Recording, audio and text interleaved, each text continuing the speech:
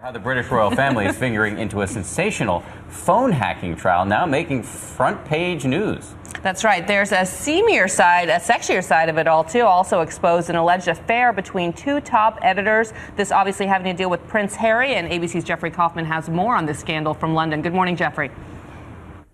And good morning to you. You know, it's the sleazy stuff of tabloid headlines, but this time it's Rupert Murdoch's own editors who are making the headlines, and it's all over the papers here. They are on trial, and in court this week we heard they would stop at nothing to get a story. Moments of personal angst that became splashy headlines in Rupert Murdoch's London tabloids.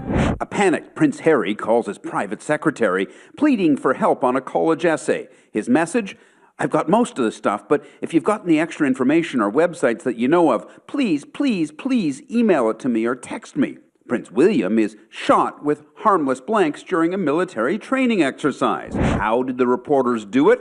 They eavesdropped on private voicemails. This week, Murdoch's senior executives are in court facing criminal charges, including conspiring to intercept voicemail messages, accused of putting themselves above the law to invade people's private lives, all for sensational stories and increased newspaper sales. I'm sure they just thought that nobody would catch them, and even if they did catch them, nobody was going to do anything. Nobody would take them on, because if they take them on, the revenge, the organisation can hit back and hit back hard.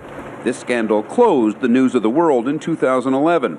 It was Britain's biggest selling newspaper, hugely profitable, and no wonder. It had stories no one else could match.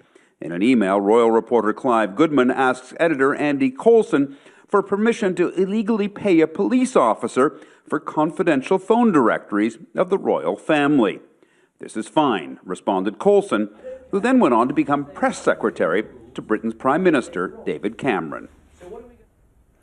And how's this for an ironic twist? This week, the two senior editors involved in this case, Rebecca Brooks and Andy Coulson, had their own private lives exposed in the headlines of the tabloids here when it was revealed that they had a secret 6-year love affair. Proof, says the prosecution, that they conspired together to break the law, and now they get to experience what they did to so many others. Dan, Bianna? We're learning more and more about this scandal, which first broke over a year ago. Thank you so much, Jeffrey.